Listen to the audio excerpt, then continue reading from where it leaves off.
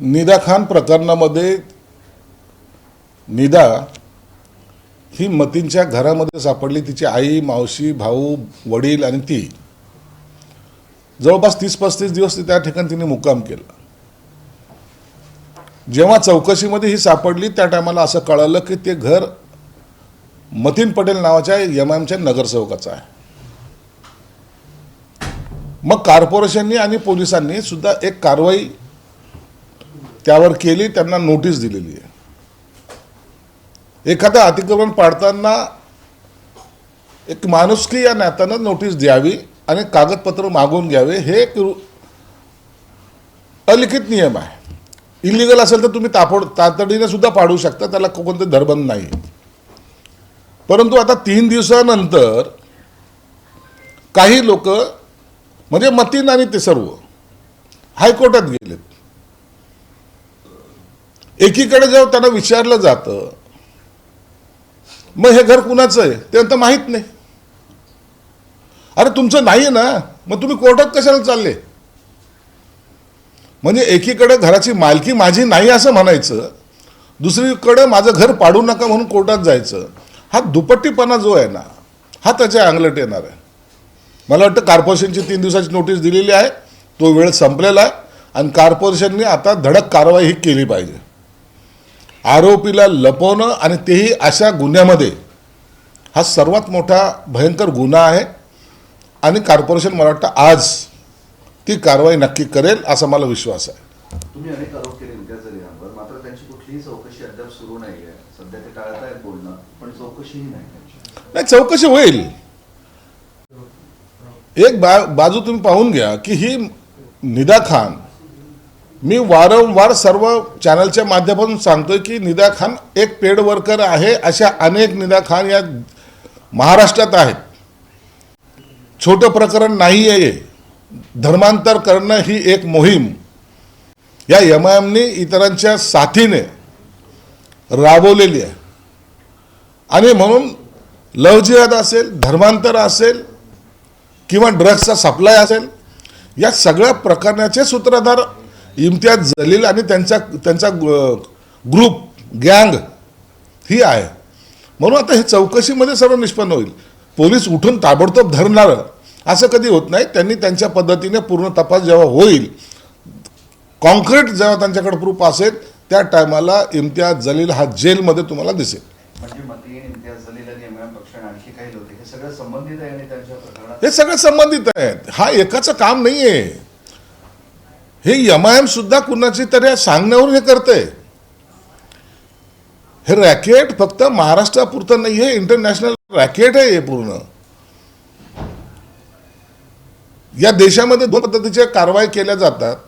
एक अतिरेकी कारवाई आणि दुसरी ही अशी छुपी कारवाई. म्हणून याचे सुद्धा सूत्रधार हे इंटरनॅशनल लेवलचे किंवा इतरचे त्यांना फंडिंग दिले जाते. मुळामध्ये लक्षात घ्या की ह्या ज्या लव्ह जिहादच्या घटना आहेत त्याच्यामध्ये सुद्धा फंडिंग केलं जातं, हे सिद्ध झालेलं आहे. ही हिदा खान, हिलाही फंडिंग होतं तर हे सिद्ध झालेलं आहे. आणि तिला सपोर्ट करणारे उघडपणे सपोर्ट करतायत. किती हिंमत आहे. एखाद्या माणसाला गुन्ह्यामध्ये जेव्हा एफआर त्याचा नावाचा फाटतो त्या टायमाला उघडपणे त्याला सपोर्ट करणं, याचा अर्थ हे सुद्धा देशद्रोही करतायत. हे सुद्धा त्याच्यात अडकलेले आहेत. आणि आता त्यांच्या लक्षात आल्यानंतर आता नो कॉमेंट्स म्हणायला लागलेत गोड भाषेत. तुम्ही काही करा, तुम्हाला जेलचे दरवाजे आम्ही उघडलेले आहेत आणि तुम्हाला त्या जेलमध्ये जायचंय, नंतरच आम्ही तो लॉक लावणार आहोत. ओएसी तर तो बॅरिस्टर आहे ना. ओएसी कायदा कळत नाही. एखाद्याच्या नावाचा एफआर फाटला म्हणजे तो आरोपी होतो का नाही होतो. आरोप सिद्ध झाल्यानंतर त्याला शिक्षा होते, ते कोर्टात. म्हणून आरोपीला बिनधास्तपणे मोकळेपणे सोडता येत नाही किंवा त्याला फिरवता येत नाही. शेकडो असे आरोपी आहेत आजही त्यांची शिक्षा झालेली नाही, परंतु ते जेलमध्ये आहेत. हे ओएसीला माहीत नाही. धर्माच्या नावाखाली इतर धर्मियांना बाटवण्याचं काम जे त्यांनी सुरू केलंय, आता त्याचा छडा लागल्याशिवाय राहणार नाही. तुम्ही त्यांच्या अतिक्रमणावर कारवाई करा म्हणतात, मात्र शिवसेना भाजप सत्ताधारी अनेक नगरसेवकांची अशी घरं आहेत की जी अतिक्रमित आहेत, त्यांच्यावर कारवाईचं महापालिका एक शब्दही काढत नाही. कुणाचंही अतिक्रमण असो, आणि मुळामध्ये लोकप्रतिनिधीचं तर असलंच नाही पाहिजे. लोकप्रतिनिधी जर अतिक्रमण केलं याचा अर्थ तुम्ही इतर अतिक्रमणाकडे तुम्ही बोट दाखवू शकत नाही. तुम्ही त्या पद्धतीने चांगलं राहिलं पाहिजे. आणि हे कुणाला कोणत्या एका पार्टीबद्दलचं संबंधित नाही. कोणीही अतिक्रमण केलं तर त्याचं नगरसेवकपद जातं, हे सिद्ध झालं पाहिजे. त्याचं नगरसेवकपदसुद्धा रद्द होतं. म्हणून नगरसेवकांनी अशा भानगडीमध्ये स्वतःहून कधी पडू नये आणि अतिक्रमण करू पण नाही, करणाऱ्याला पाठिंबा पण देऊ नये. विषयांतर करतो. मोदीच्या काटकसरीच्या आवाहनानंतर राज ठाकरेंची खडतूट केली आहे. ते म्हणतात मन की बात खूप झाली, आता अर्थतज्ञांचं ऐका, संसदेचं विशेष अधिवेशन बोलवा. राज ठाकरे. मोदी साहेबांनी जे काही आव्हान केलेलं आहे ते आपण सर्व जग पाहत आहे. इराण, इस्रायल, अमेरिका या युद्धाचा भडका दिवसेंदिवस वाढतोय. या देशामध्ये काही काळानंतर जर हे युद्ध लांबत गेलं तर ज्या ठिकाणून पेट्रोलचं, ऑइलचं सप्लाय होतं, डिझेलचं सप्लाय होतं, काय सर्व जे काही आयात जे केलं जातं सगळ्या देशामध्ये, तो जर थांबला तर देशावर किती मोठं संकट येणार आहे ही चाहूल पाहून मोदी साहेबांनी एक काटकसर करा असं एक म्हणल्यामुळं एवढं बबाल करण्याचं काहीच कारण नाही आहे. रोजच्या जीवनातही जर तेवढी बचत केली तरी देशासाठी तर सपोर्टचा भाग असेल. म्हणून सोने खरेदी करू नका किंवा इंधनाची बचत करा हे मोदी साहेबांनी बनल्याबरोबर त्याच्यावर टीका करण्याचं काहीच कारण नाही आहे ना. आपण अनेक वेळेला पाहतो, मुंबईमध्ये बघा, स्वतःच्या कार घेऊन जातात, गाडीमध्ये एक माणूस असतो, रोजच्या 1000 रुपयाचं पेट्रोल लावण्यापेक्षा मेट्रोने गेलं तर तुम्हाला 50 रुपयात जात आहेत. ही काटकसर का करू नये हा प्रश्न आहे. आणि हे सर्वांसाठी लागू आहे, सर्वसामान्य माणसासाठीच नाही तर मंत्र्यापासून तर खालच्या माणसापर्यंत हे सर्वांनी याचं पालन केलं पाहिजे. आपला पंतप्रधान आपल्याला आव्हान करतो तर त्याचा सन्मान आपण केला पाहिजे. मोदींच्या आवाहनानं अर्थव्यवस्थेवर मोठा परिणाम होईल, अर्थव्यवस्था गडगडेल, शरद पवारही म्हणतात. आता याच्यामुळे जर अर्थव्यवस्था गडगडत असेल तर अशा प्रकारचे आव्हानं यापूर्वीच्या पंतप्रधानांनी केले नाहीत का? यापूर्वी असे निर्णय झाले नाहीत का? त्यावेळेला अर्थव्यवस्थेबद्दल आपण का नाही बोलले? म्हणून आता राजकारणासाठी राजकारण करू नका. जगावर आलेल्या संकटामध्ये आपण ठामपणे आपला देश मजबूतीने उभा राहिला पाहिजे, हे त्याच्या मागचं धोरण आहे. पंतप्रधानांच्या आवाहनानंतर मुख्यमंत्री देवेंद्र फडणवीस यांनी निर्णय घेतला की मी यापुढच्या सर्व बैठका ऑनलाईन पद्धतीनेच घेईन. तसं तुम्ही देखील करणार आहात का मंत्री? निश्चित आम्हाला या सगळ्या बाबीचा विचार जरूर करावा लागणार आहे.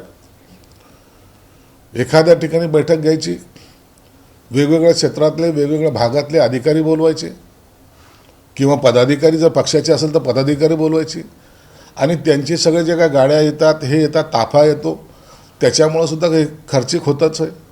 म्हणून हे आता या काळापुरतं आपण हे ऑनलाईन पद्धतीने घेणं कधीही चांगलंच. बाळासाहेब थोरात यांनी पण टीका केली त्याच्यावर की त्यांनी जे आवाहन केलं त्याच्यावर आधी उधळपट्टी केली, आता काटकसर करण्याचं आवाहन करत आहे. आधी युद्ध नव्हतं, आता युद्ध सुरू झालेलं आहे. एवढं तसं असावं ना. कोणत्या वेळेला काय केलं पाहिजे, एखादी घटना जेव्हा घडते तर त्याचे परिणाम दुष्परिणामाची जाणीव त्या वेळेला आपण स्वतःने समजून घेतली पाहिजे आणि त्या पद्धतीने वागलं पाहिजे. आता एवढं साधं गोष्ट जर आमच्या विरोधकाला कळत नसेल तर त्याचं आश्चर्य आहे. अशा वेळेला आपल्या पंतप्रधानांच्या बरोबर देश म्हणून आपण सर्वजण एक असलं पाहिजे, ही भूमिका सर्वांची असली पाहिजे. रोहित पवार त्यांनी राष्ट्रवादीला एक टोला मारलाय, असं म्हटलंय की सीएम व्हायचं असेल तर सत्ता सोडून भाजप विरोधात संघर्ष करावा लागेल. रोहित हा काय जास्त राजकीय तज्ज्ञ नाही आहे.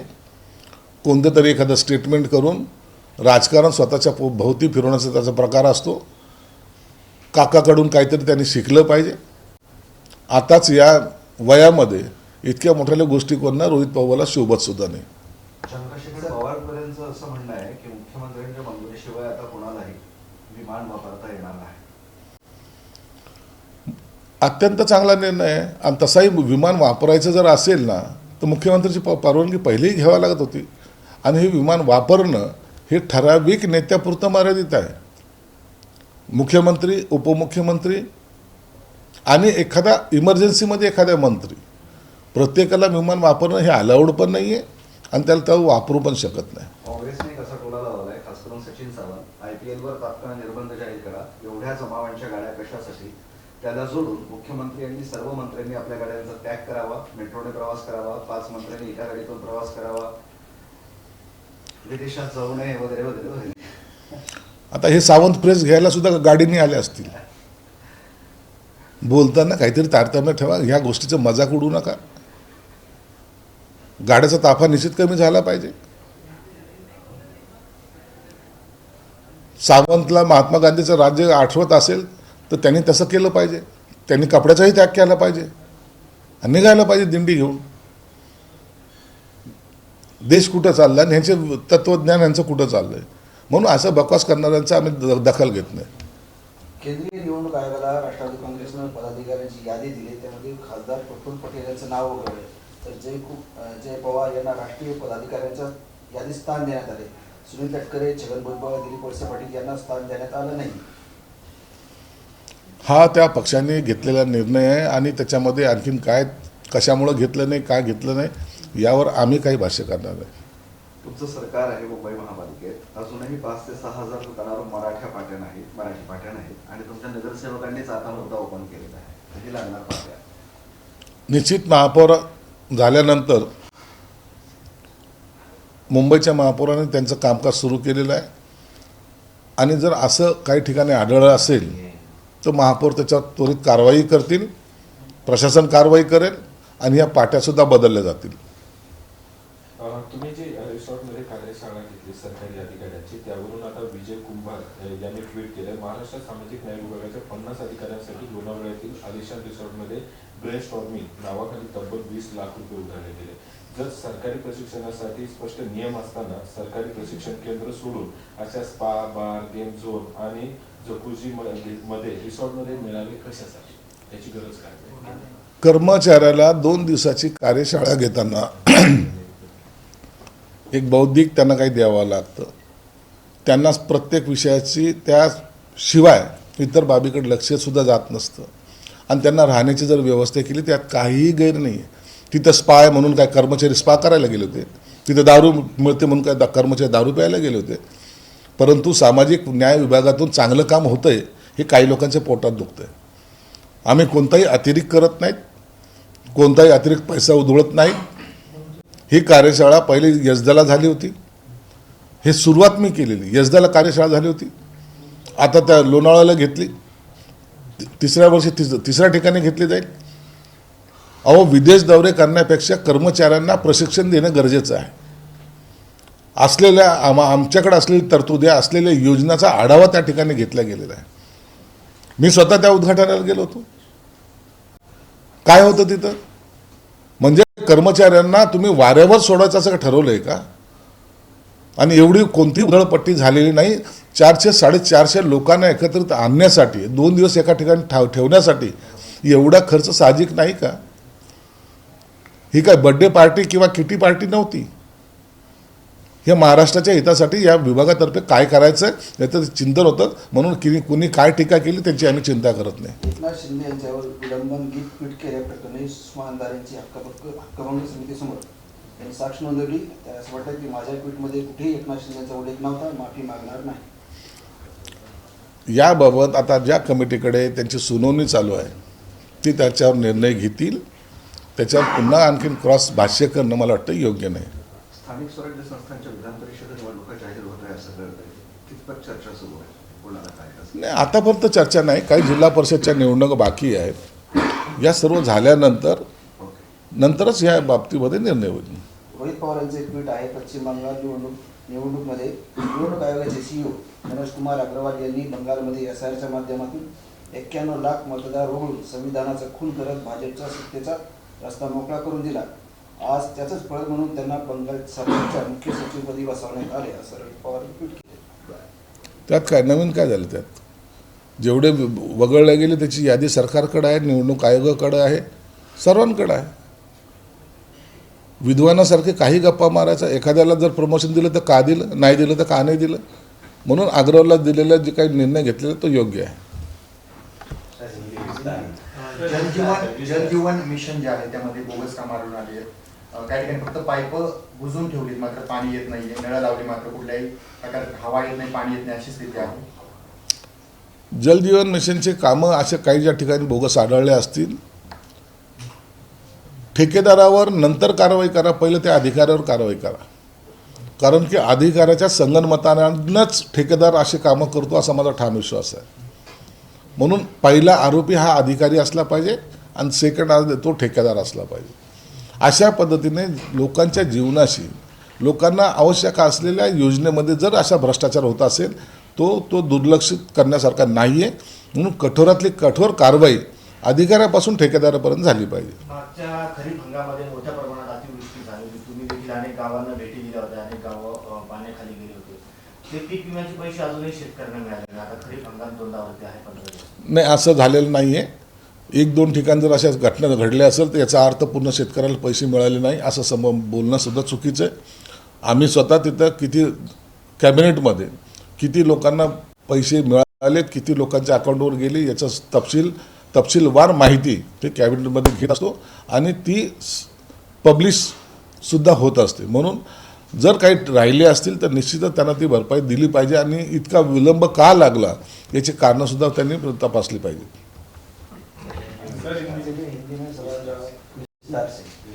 हिंदी क्लासेस ये जरांगेच है. अभी 16 को है ना और प्रेस 16 आप तो पेट गए. हाँ, सर, असदुद्दीन ओवैसी ने कहा है कि नासिक टीसीएस यौन शोषण और धार्मिक उत्पीड़न का मामला जो है उसमें निदा खान को फंसाया जा रहा है. अदालत में कानूनी जांच के सामने वो टिक नहीं पाएगा ये मामला. नासिक के टीसीएस मामले में निदा खान को फंसाया जा रहा है. ये जो ओवैसी ने बोला है वो खुद ही बैरिस्टर है, अच्छे लॉयर है. निदा खान भाग क्यों रही थी? उसको किसने छुपाए क्यों? इतने सब होशियार लोग होने के बाद 43 डेज 43 दिन वो भाग रही थी. मुंब्रा गई, मुंब्रा से संभाजी नगर आई. यहाँ के एमआईएम के ही नगर सेवक ने उसको उसके घर में पनाह दी. 35 दिन वो वहाँ रही. भाई, जब कोई आरोपी नहीं है, बेकसूर है, तो छुपते काहे के लिए हो? कितनी भी इंक्वायरी होने दो. अगर तुमने कुछ किया नहीं तो कितना भी कस्टडी ले या इंक्वायरी करे, जो सच है वो सच ही निकलेगा. इसलिए ओवैसी अब उसका साथ इसलिए ले रहे कि वो निदा खान इम्तियाज जलील की रिश्तेदार भी निकली है और उसने जो तरीके से इम्तियाज जलील ने उसको पाठिंबा दिया था, उसकी वकालत की थी, अब उसके लिए इम्तियाज जलील भी जेल में जाएगा. ये स्थिति आने की वजह से आज ओवैसी ऐसी बातें कर रहे हैं. उन्होंने इसके आगे भी कहा है कि सुशिक्षित मुसलमानों को सताने के लिए इस तरीके के ट्रैप रचे जा रहे हैं. सुशिक्षित मुसलमान तुम जैसे लोगों के बातों में नहीं आते. आज आप देखेंगे इनकी जो ये बयानबाजी है, ये सुशिक्षित मुसलमान बच्चे या बच्चियों को गुमराह करने के लिए ऐसी ये बात करते हैं. महाराष्ट्र में बहुत सारे मुस्लिम लीडर ऐसे बड़े बड़े नेता हैं जो समाज के हित के लिए काम करते हैं. उसमें से एक ने भी इनको सपोर्ट नहीं किया. एक भी मुल्ला मौलवी ने इनको सपोर्ट नहीं किया. क्यों नहीं किया? क्योंकि इनकी जो हरकतें हैं वो समाज के हित में नहीं है. अब ये जो हिदा खान है, ये पेड वर्कर थी, उसकी लाइफ तो खराब हो गई. इनकी भाषणबाजी चल रही है, समाज को भड़काने का काम चल रहा है, उसका लाइफ तो खराब कर दिया इन्होंने. ऐसे बहुत जनों की लाइफ खराब करने वाली ये एमआईएम अब इनके अब अंदर जाने का वक्त आया है. इसलिए मैं सरकार से भी दरखास्त किया है कि इम्तियाज जलील को अंदर डालो, उसकी कड़ी चौकसी करो, उसमें से सब सच बाहर आएगा. पीएम मोदी ने 24 घंटे के भीतर दूसरी बार अपील की है कि वर्क फ्रॉम होम यहाँ क्लास हो ऑनलाइन, क्लास भी ऑनलाइन लेना चाहिए, स्कूल भी ऑनलाइन होना चाहिए, पेट्रोल के बारे में भी सेविंग पेट्रोल, और जो बाहर जा रहे हैं विदेश में भी कम यात्रा करें, सोना भी नहीं खरीदे। दूसरी बार अपील की है ये 24 घंटे। देखिए, पंतप्रधान मोदी साहब ने जो अपील की है उसकी वजह एक है कि वर्ल्ड में, अपने ही देश पर नहीं तो वर्ल्ड में जो वार के वजह से अमेरिका, इजराइल और ईरान, ये जो वार चल रहा है वो रुकने का नाम नहीं ले रहा है। अगर ये ज़्यादा बढ़ गया तो बहुत बड़े पैमाने पे जो लॉस होने वाला है वो हर एक देश को उसका नुकसान ज़रूर होगा। इसलिए पेट्रोल की बचत करना, ऑयल की बचत करना, या तो सोना खरीदना, या तो ट्रैवलिंग करना ज़्यादा तौर से, इसमें अगर बचत की तो अपनी आर्थिक व्यवस्था थोड़ी अच्छे से बनी रहेगी। पेट्रोल ऑयल अगर ये सब बचाए तो अपने को ज़्यादा तकलीफों का सामना नहीं करना पड़ेगा। ये पॉजिटिव लाइन उन्होंने ली है और इसको सबने समर्थन करना चाहिए, ना कि उसके ऊपर बहस करना चाहिए। अगर बचता है कुछ तो क्या तकलीफ क्या है? युद्ध अगर कल खत्म होता है, अगर अच्छे से पेट्रोल आने लगता है तो वही तो सब यूज करेंगे ना। लेकिन अगर 6 महीने अगर पेट्रोल अगर सप्लाई नहीं हुआ तो देश की हालत क्या होगी?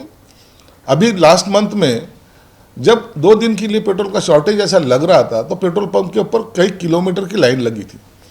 भविष्य में ऐसा न होए, इसलिए पंतप्रधान ने उनकी तरफ से ये निवेदन किया है। पश्चिम बंगाल में चुनाव के पहले जो है SIR के थ्रू 51 लाख वोटर्स हटाए गए थे, और क्रमशः मनोज अग्रवाल जो राज्य के मुख्य निर्वाचन अधिकारी थे तथा सुब्रत गुप्ता जो SIR के दौरान स्पेशल ऑब्जर्वर थे, इन दोनों को पश्चिम बंगाल के मुख्य सचिव और मुख्यमंत्री के मुख्य सलाहकार के रूप में नियुक्त किया गया। वो अग्रवाल ने चुनाव आयोग के माध्यम से जो 51 लाख वोटर को हटाया है, उसमें से किसी ने अदालत में गया है? कोई क्यों नहीं गए? क्योंकि पश्चिम बंगाल एक ऐसा द्वार था जहाँ से बंगाल के लोग, बांग्लादेश के लोग आते थे और पूरे भारत भर में वो अपना नेटवर्क करते थे। आज वो माइनस होने की वजह से जिनके बलबूते पे ममता ये राजकारण कर रही थी वो पूरी ढीली हो गई। इसकी वजह से आज बीजेपी की सत्ता वहाँ आई और इलेक्शन कमिश्नर ने अच्छा काम किया, इसलिए उसको मुख्य सचिव बनाया गया। तो इसमें कोई दिक्कत वाली बात तो है ही नहीं। पश्चिम बंगाल में भाजपा सरकार ने अपनी पहली कैबिनेट बैठक में बांग्लादेश के साथ सीमा पर बाड़ लगाने के लिए BSF द्वारा आवश्यक भूमि को हस्तांतरित करने और राज्य में जनगणना की प्रक्रिया को तत्काल प्रभाव से शुरू करने का निर्णय लिया है। सबसे अच्छा ये निर्णय है। जहाँ से बांग्लादेशी घुसते थे, घुसखोरी होती थी, वो बॉर्डर अभी यहाँ के आज के बाद सीज हो जाएगी।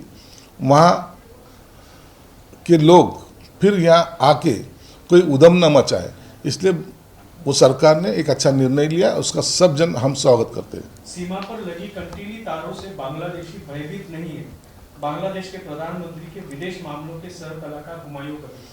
भयभीत होने की कोई जरूरत ही नहीं ना। वहाँ के लोग इधर मत आने दो, हमारे लोग उधर नहीं जाएंगे। भयभीत होने की क्या जरूरत है?